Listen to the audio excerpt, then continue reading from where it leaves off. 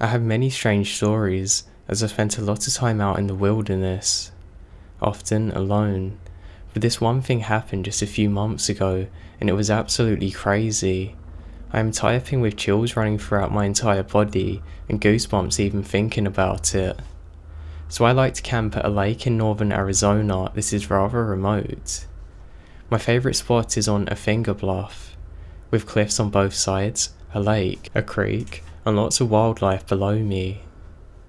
This area is home to most wildlife in Arizona: elk, deer, wildcat, turkey, porcupine, etc. Now a couple of times that we went there, we had a site set up and we'd go away for hikes, or we'd go to a lookout point, and then return to find a pungent stench hanging over the site. I would describe it as a mix between cow and horse stable, a horse sweat, and some skunkiness. Now I know what elk and bear smell like, but I can't explain this smell. This happened multiple times on different trips. The strange part is that the smell is gone within a few minutes. Anyway, a few weeks ago, my good friend and I decided to go camping at that spot on a whim. I need to spread some of my dog ashes in the area. So we started packing up at about 7 PM Friday, and we're just getting into the off-road section by around 2 AM. It started snowing nearly blizzard conditions once we got off-road. It was so bad that we had to go about 10 miles per hour. The snow was so bad that it was literally blinding to us. It was getting deeper and deeper by the minute. We were going rather deep in and doing some serious 4x4ing. We knew that we may be stuck at the spot for a few days, but if that happened, we just have to accept it. So we arrived at the camp at about 3 AM and set up our tents. The snow has stopped now, and we're standing in a winter wonderland lit by a bright moon. We decided to walk 30 or 40 foot away, out to the edge of the cliff to overlook the lake before bed. The lake tops into a creek and lush wildlife zones about 1,000 feet below us. This is Arizona, so to see the lake in the snow is a real treat, and I've never seen it before. So we're standing there in complete eerie silence, admiring the beauty of nature. We're talking about how beautiful it all is and how lucky we are to have found this. We then notice the echo off the opposite sides of the cliff, in the silence about half a mile away, so naturally I let out my best rendition of a Bigfoot or war cry. My friend does the same thing when we both get cut out mid-cry, as we hear a manial scream coming from behind us on the other side of the camp, maybe 200 feet away. Now the cliffside that we're on is extremely rugged. I have heard elk as well as wild turkey coming from that area, but this doesn't sound like them. Now, on every possible place on my body, my hair is standing on end. Before we can even process what had just happened, something very large and heavy jumps into the lake and creek directly below us. There's a very loud accompanying thump and splash, like somebody did a cannonball, and then bobbed back up to the surface. There is a time delay, and then something starts kicking and splashing violently, swimming across the water towards us. You could clearly hear the legs kicking like a human, very powerful. You could hear the concussion in the water with each kick. Splash, splash, splash. It sounded like a 500-pound man who is a very poor swimmer who's swimming fully clothed with boots on. There was no delay in any action. It is very deliberate and obvious that it's coming directly towards us. So this splashing sound actually continues for a few moments. It then reaches our side of the water. Without any delay, you hear the dripping and the river rocks clinking as it gets out of the water and immediately starts smashing towards us. It's at a constant pace. At this point, we're both looking at each other. We can't believe what's happening.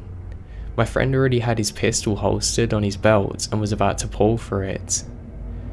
Now breaking limbs soon given away, the sound of something scrambling over the boulders as it made its way up the hill towards us. We both stood there for as long as we could, until it is obvious that this thing was probably only a minute away or so. I was no longer comfortable being there unarmed, so we both hightailed back to camp to get my gun. We stood there for longer in complete silence trying to hear anything, waiting for something, anything to happen. Nothing did. We headed to bed at about 4 AM. The rest of our trip was actually uneventful, but what animal, at 3 AM, just after a blizzard, with just a few inches of snow on the ground, jumps directly into the freezing water and moves directly towards humans screaming loudly in the night? That's what I want to know. I just can't explain it. Or how did it run off a nearly vertical 1,000-foot cliff? As a child, my dad and I would occasionally go hunting together. I was 14, and my dad knew a guy who owned what seemed to be half of Georgia. I mean, the amount of property that this guy owned was ridiculous. He would let people hunt out there. If he trusted you, he'd let you camp out there for a couple of nights if you really wanted. He'd always make sure that we had a way to call for help though. Now I love camping out there. I loved it a lot more than I did just going hunting for a few hours, then coming home.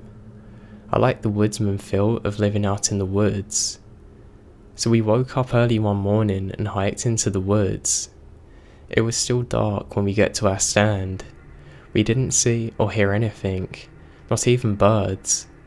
I remembered my dad commenting on it, and looking back, it should have been a sign. Now we're frustrated. We pack up and look for a spot to camp at, seeing where we could go later in the evening. My dad suggested that we go deeper in. That'd give us a better chance of seeing something, so that's what we did. We ended up hiking for a few hours, found a clearing and set up a small camp. Got settled and passed the time, freaking ourselves out by talking about Bigfoot and other woodland creatures. We hike a ways from camp, set up our blind and wait again. Nothing. When we make it back to our tent, it's been pulled up and is now lying flat.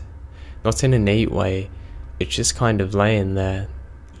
We thought it was just a strong wind or something, maybe it collapsed. We didn't think too much of it. Since we didn't see or even hear anything all day, we decided to leave the following day and try again later that week. We settle in for the night, build a really small fire and just relax. Again, not even the birds are making a sound. I could remember thinking to myself how odd it was to be this deep into the woods and only to hear 1 or 2 birds the entire trip. Oh well, maybe we're making too much noise and scared everything off. We then go back to sleep and settle in. It's pitch black now, middle of the night. I wake up for some reason, just trying to go back to sleep. I'm in that half awake, half sleep phase when I hear laughter. I kind of jolted awake, but don't hear it anymore. I figured I was just dreaming. I lay back down, and a few minutes later, I hear it again. It continues and gets pretty loud. I wake up again, but this time, my dad's up too. He whispers and asks me, "Did you hear that?" This is when my heart dropped. He heard the laughing too. It wasn't a dream. We then heard it again, but it was faint, and now that I'm actually awake and paying attention to it, it kind of sounded like several people laughing in unison. It wasn't a crackling or hysterical laughter, but kind of normal laughter. It didn't last, but for maybe 5 or 6 seconds, it was there. Now I've never felt that much fear before in my entire life. We didn't hear it anymore. Needless to say, we didn't get any sleep. We then packed up as soon as the sun come up and got the hell out of there. My dad was convinced that some people were playing a prank on us. That's why he didn't say anything. He said while we're there in the stand and blind, they were scaring all kinds of wildlife off with their unmasked scents and being on the ground and stuff. He says this, but we never went back there for over 5 months. When we did finally go back, he mentioned it to the guy who owned the property. He wouldn't let my dad hunt there anymore. He didn't say why either. My dad thinks that he made the guy think that my dad was crazy or something. Now after the incident happened, and we left during the daybreak, we saw only the park owner's car there. It was clearly only him there, and not only that, we went to where the laughing come from, and there was dead leaves and sticks everywhere.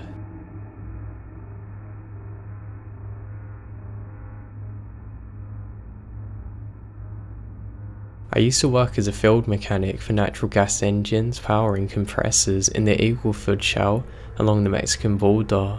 Now, working that job, you have to go down remote ranch roads all the time, and it's not uncommon to see illegal immigrants just crossing the road right there in front of you. So one day, we go down to a unit that had a high concentration of H2S gas. It had sprung a leak. For those of you who don't know what this gas is, it's very poisonous to humans, so we have to wear special masks and other equipment so we're not hurt while working. Well, when we pull up to the location, we see some immigrants sitting on the shade side of the engine. We started yelling at them to get away, it's dangerous, but soon we realise that they're both dead.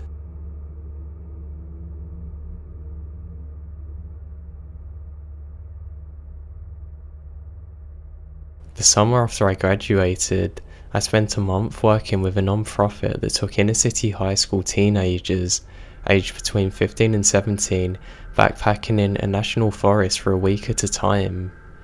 Most of these kids had never been hiking, much less backpacking. I had 2 girls on the second week, and they planned on not sweating. Good luck with that.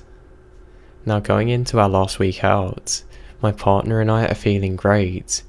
We were getting pretty sick of the food, but we knew what to expect from the 20 teenagers at a time. Now, most of them were really nice students who we really enjoyed being around. Now, on the first day of the last week, my partner accidentally kept the van keys that the guide needed, so he went to meet her and give them back while I stayed with our other students. Half an hour later, I get a radio message saying that I needed to come to the group immediately. I ended up putting my group students in charge and told them not to move anywhere from that spot for any reason. I then ran all the way to the site and found a student laying on the ground next to a small lake. One of the guides was puking in the water while the other was trying to call the emergency services on the satellite phone. My partner was conducting CPR on the students. What happened next? Now, while my partner was meeting one of the guides from the other group to exchange the keys, the student decided to go swimming. One of the boys panicked while swimming out on a rock and started drowning.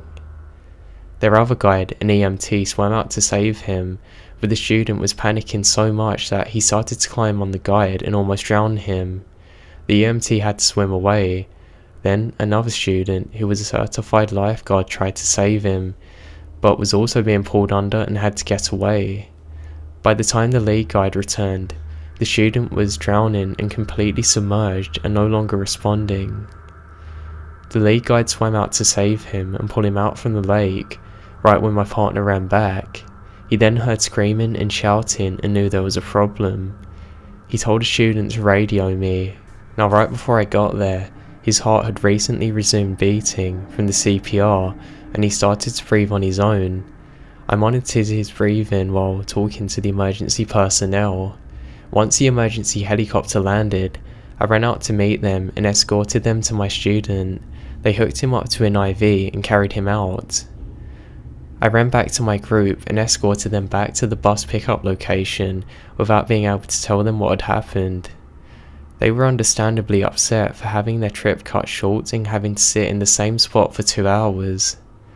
I let them open all the boxes of cookies and whatever food they wanted, and that made them happier. Now, in the end, the student survived. He wound up staying in ICU for over a month in a medical-induced coma to heal his lungs. He amazingly survived. I never saw him again though. We weren't allowed to contact him.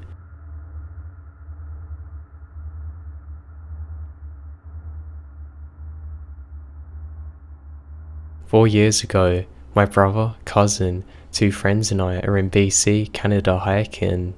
You see, my brother and I were visiting my cousin when he decided he would show us the beauty that Canada has by taking us out for a hike.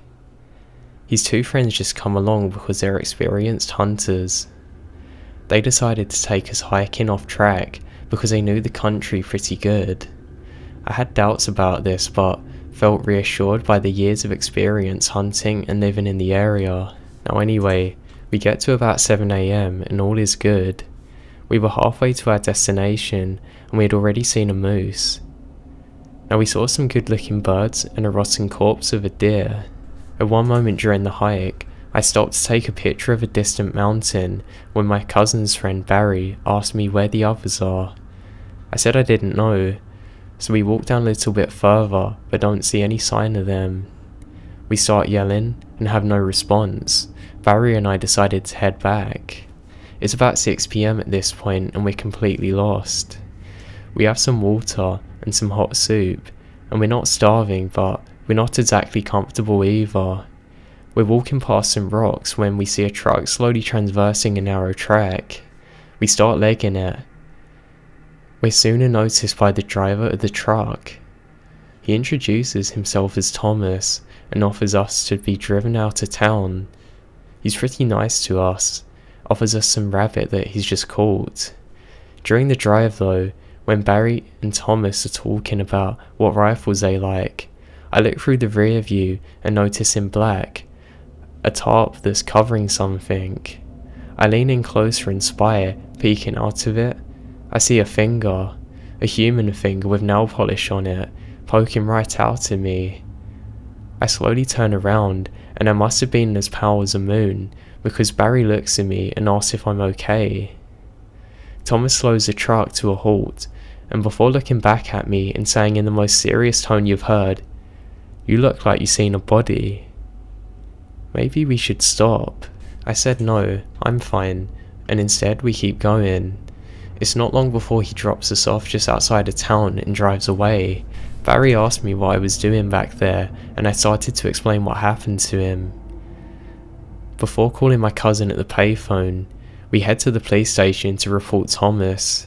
We get reunited with the others after a little while. Now they found his truck abandoned along the side of the road.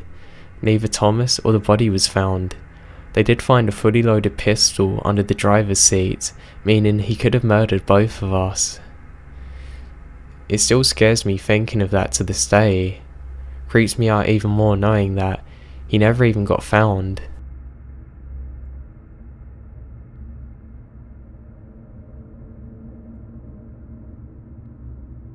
Shortly after high school, some friends and I went camping one weekend. We drove to a national park which had a campground, but we decided to camp outside the ground so we didn't have to worry about too much noise and other disturbances. We set up everything in a nice clearing next to a bushy slope.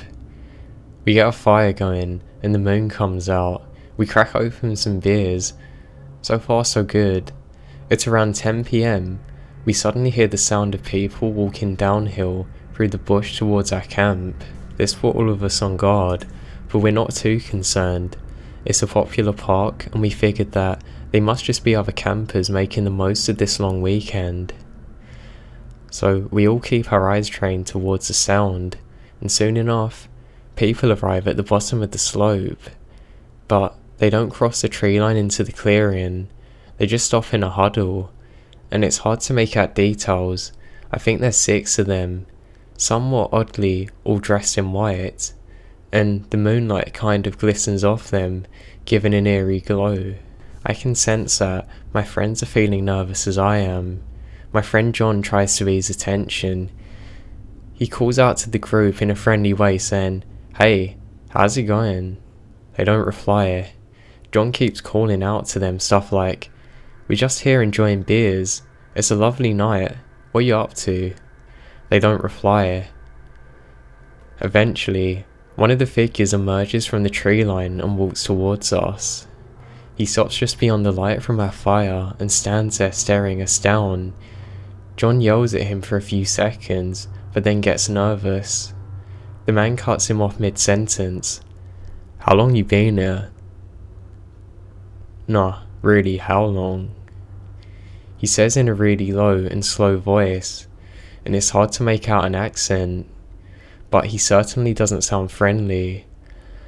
We were originally going to camp out for 2 nights, but I have a bad feeling now for obvious reasons, and I blurt out, "Oh, we're not hanging around, we're leaving first thing in the morning." My friends murmur agreement, and the guy says nothing, but starts staring us down.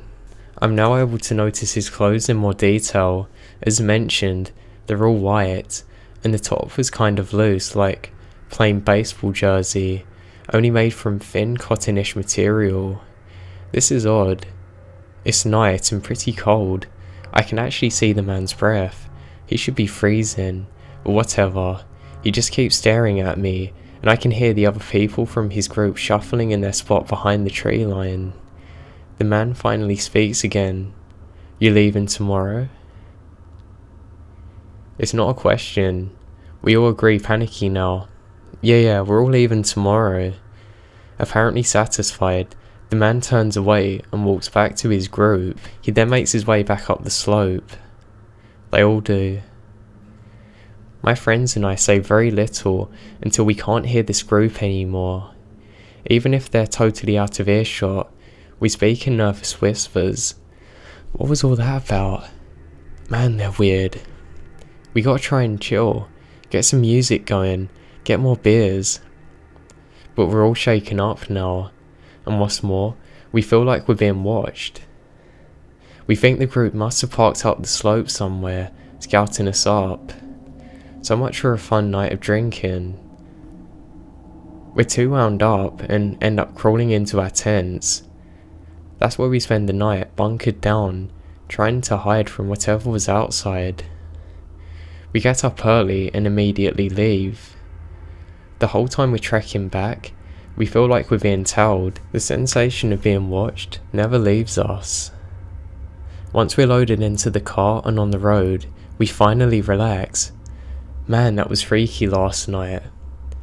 We kind of get over it, kind of excited in a weird way, coming up with different theories. Meth heads, occult, Satanist. We really have no idea, we're just happy to be out on the road.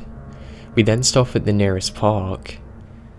It's really in the middle of nowhere, just a petrol station, a dingy looking pub, a closed down bank and other retail decay. We pull into the petrol station for snacks, and the guy man in the counter looks like a bit of a hard nut. But we chat for a bit and he's friendly enough. We tell him about running into some weird people last night in the park. He's very interested. He makes us explain in detail what happened. After he's heard our story, I expect him to say, "Oh yeah, they're just weird religious people." He doesn't laugh. He gets really quiet and his eyes narrow. "You kids were real lucky last night," he says. And that right there is the scariest part of the story, because he's a no mess around type of guy. I can tell he's being deadly serious. We pay for our snacks and drive back to the city. We never returned again. Not a professional or anything, but while my brothers and I were camping at this primitive campsite in West Texas, it was about 12:30 at night. We start hearing this very faint opera music in the forest around us. We're heating up some food on our fire. This is something that the ranger specifically told us not to do, so obviously we got out of there. We had to hike about 6 miles by moonlight to get back to our truck, but the sound was following us. We heard it all the way to about a mile from the parking lot. The reason this was especially creepy was because once we got back to our campsite, the park ranger told us that we were lucky we could camp out that night because we were the only people around for miles and how peaceful it was. He told us that nobody else was there.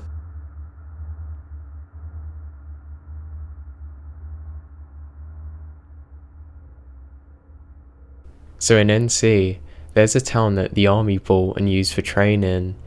They replaced the doors and the electrical stuff, but they let the rest of it just get really run down. It's really cool because the home is over 100 years old, so it's getting to the part of the day where it's dark, but not dark enough to not be able to see far, but still the trees make it really shadowy and hard to see. So it's a group of 7 of us going into the home. First interesting thing, so I drove the second car with 3 other people. Legend had it, if people would lose their keys, it would always end up on the hood of the car or in the door. So I very scientifically and deliberately wait until everybody is out and all the doors are closed properly. I then hit lock on the fob. Remember this for later. Now we all ended up splitting up into smaller groups. I ended up alone. My wife and her friend go back round to the back, and I stay out the front walking around scanning the woods. They then come back, which is when they tell me that they heard what sounded like two girls laughing and playing out in the woods. I start walking around there with a flashlight scanning the woods. When I get back, the dome light was on and one of the doors to the car was open on the Jeep. Everybody was freaking out. As we're discussing this, we heard the loudest of thuds coming from the home. It was like somebody dropping a safe from the top floor to the bottom. It literally shook the house and I felt the bass in my chest. Now, being prior military, I know for a fact that it wasn't artillery or ordnance. The rest of our friends that were in that home beat out of there. They got in their cars and left. Nobody can explain the noise or the laughing that we heard. Now at the time, all of them were in the upstairs part. They looked in the bedroom, then went to explore the next room, and the sound come from behind them, in that bedroom. They still have no idea what it is to this day.